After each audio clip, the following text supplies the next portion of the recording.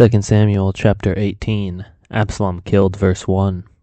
Then David mustered the men who were with him, and set over them commanders of thousands and commanders of hundreds. And David sent out the army, 1/3 under the command of Joab, 1/3 under the command of Abishai, the son of Zeruiah, Joab's brother, and 1/3 under the command of Ittai the Gittite. And the king said to the men, I myself will also go out with you. But the men said, You shall not go out. For if we flee, they will not care about us. If half of us die, they will not care about us. But you are worth 10,000 of us. Therefore it is better that you send us help from the city. The king said to them, Whatever seems best to you I will do. So the king stood at the side of the gate, while all the army marched out by hundreds and by thousands. And the king ordered Joab and Abishai and Ittai, Deal gently, for my sake, with the young man Absalom. And all the people heard when the king gave the orders to all the commanders about Absalom. So the army went out into the field against Israel, and the battle was fought in the forest of Ephraim. And the men of Israel were defeated there by the servants of David, and the loss there was great on that day, 20,000 men. The battle spread over the face of all the country, and the forest devoured more people that day than the sword. And Absalom happened to meet the servants of David. Absalom was riding on his mule, and the mule went under thick branches of a great oak, and his head caught fast in the oak, and he was suspended between heaven and earth, while the mule that was under him went on. And a certain man saw it and told Joab, Behold, I saw Absalom hanging in an oak. Joab said to the man who told him, What? You saw him?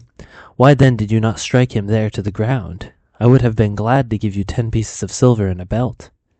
But the man said to Joab, Even if I felt in my hand the weight of 1,000 pieces of silver, I would not reach out my hand against the king's son, for in our hearing the king commanded you and Abishai and Ittai, For my sake, protect the young man Absalom. On the other hand, if I had dealt treacherously against his life, and there was nothing hidden from the king, then you yourself would have stood aloof. Joab said, I will not waste time like this with you. And he took 3 javelins in his hand and thrust them into the heart of Absalom while he was still alive in the oak. And 10 young men, Joab's armor-bearers, surrounded Absalom and struck him and killed him. Then Joab blew the trumpet, and the troops came back from pursuing Israel, for Joab restrained them. And they took Absalom and threw him into a great pit in the forest, and raised over him a very great heap of stones. And all Israel fled, every one to his own home. Now Absalom in his lifetime had taken and set up for himself the pillar that is in the king's valley. For he said, I have no son to keep my name in remembrance. He called the pillar after his own name, and it is called Absalom's monument to this day. David hears of Absalom's death, verse 19. Then Ahimaaz, the son of Zadok, said, Let me run and carry the news to the king that the Lord has delivered him from the hand of his enemies. And Joab said to him, You are not to carry news today. You may carry news another day, but today you shall carry no news, because the king's son is dead. Then Joab said to the Cushite, Go, tell the king what you have seen. And the Cushite bowed before Joab and ran. Then Ahimaaz, the son of Zadok, said again to Joab, Come what may, let me also run after the Cushite. And Joab said, Why will you run, my son, seeing that you will have no reward for the news? Come what may, he said, I will run. So he said to him, Run. Then Ahimaaz ran by the way of the plain, and outran the Cushite. Now David was sitting between the 2 gates, and the watchman went up to the roof of the gate by the wall. And when he lifted up his eyes and looked, he saw a man running alone. The watchman called out and told the king, and the king said, If he is alone, there is news in his mouth. And he drew nearer and nearer. The watchman saw another man running, and the watchman called at the gate, said, See, another man running alone. The king said, He also brings news. The watchman said, I think the running of the first is like the running of Ahimaaz, the son of Zadok. And the king said, He is a good man, and comes with good news. Then Ahimaaz cried out to the king, All is well, and he bowed before the king with his face to the earth and said, Blessed be the Lord your God, who has delivered up the men who raised their hand against my lord the king. And the king said, Is it well with the young man Absalom? Ahimaaz said, When Joab sent the king's servant, your servant, I saw a great commotion, but I do not know what it was. And the king said, Turn aside and stand here. So he turned aside and stood. David's grief, verse 31. And behold, the Cushite came. And the Cushite said, Good news for my lord the king, for the Lord has delivered you this day from the hand of all those who rose up against you. The king said to the Cushite, Is it well with the young man Absalom? And the Cushite answered, May the enemies of my lord the king, and all who rise up against you for evil, be like that young man. And the king was deeply moved, and went up to the chamber over the gate, and wept. And as he went, he said, O my son Absalom, my son Absalom, would I had died instead of you, O Absalom, my son, my son.